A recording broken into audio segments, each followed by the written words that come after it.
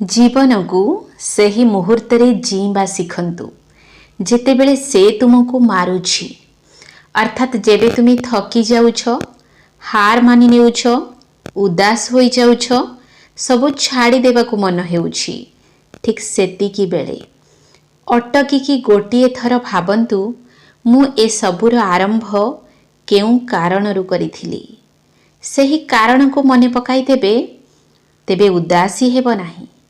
आशार समुद्र रे तोफान तो आसीब किंतु यात्रा होइकी ही रहे। मने रखिब लक्ष्य केते भी उच्च होई थाउ रास्ता सबु बेले पाद देकी जाई थाए। निराशा होई बसी जाओ नाही। प्रतिज्ञा कर निज ठारे सही लोकंक पई उदाहरण बनेबी जहांक पई आजी मजाक होई जाईछि। प्रतिज्ञा कर निज ठारे सही लोकमानक पई सफल हेबी जिए तुमको असफल देखिबाकू चाहुछंती।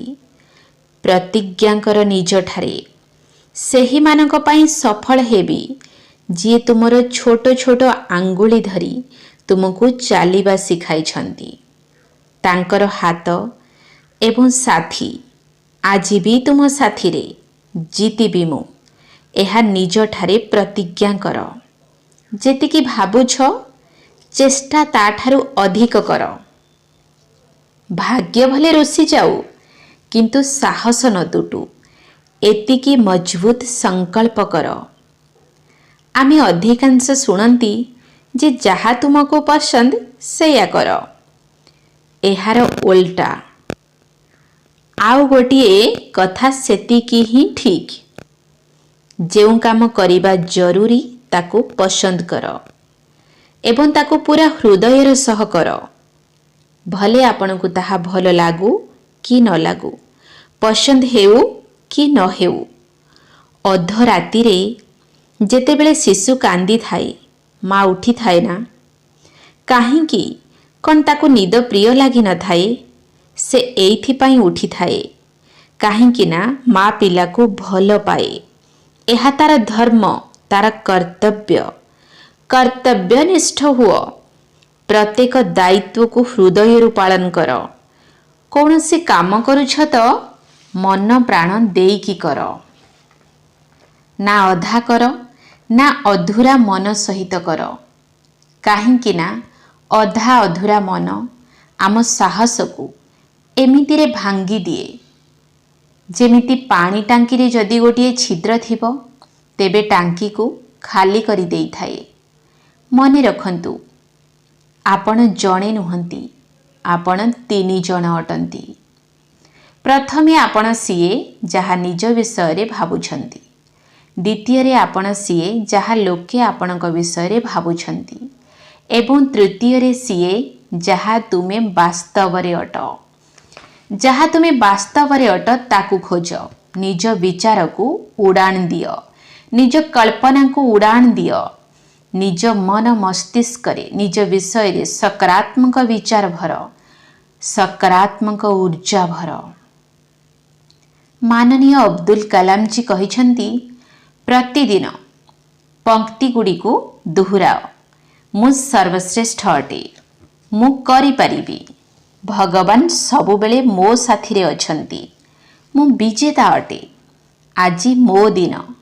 एही पंक्ति गुडी को प्रतिदिन दोहराओ।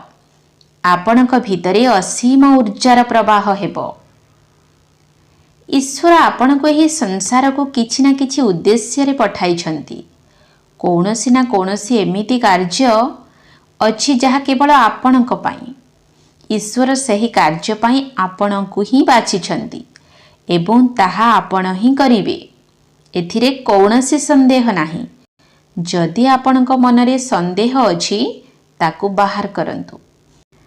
संदेह आपणको निज उपरे अविश्वास रे भरी देव। संदेहर छाई शरीर एवं मन को अंधकार करी देव।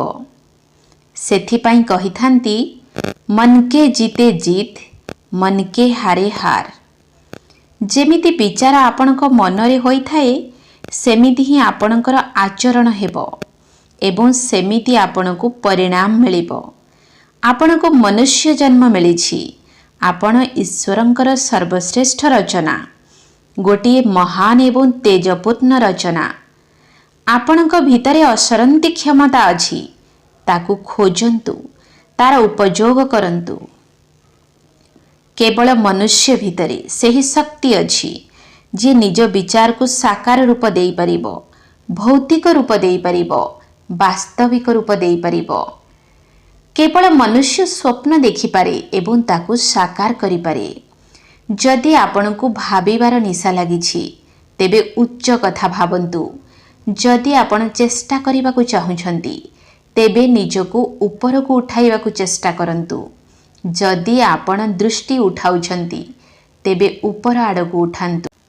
ଆପଣଙ୍କ ପ୍ରୟାସ ନିଜକୁ ବେହତର କରିବା ପାଇଁ ହେବା ଦରକାର, ପ୍ରଗତି ଆଡ଼କୁ ହେବା ଦରକାର, ନିରନ୍ତରତା ଆଡ଼କୁ ହେବା ଦରକାର। ଏତିକି ହିଁ ଶୁଭକାମନା। ଓମ୍ ଶାନ୍ତି।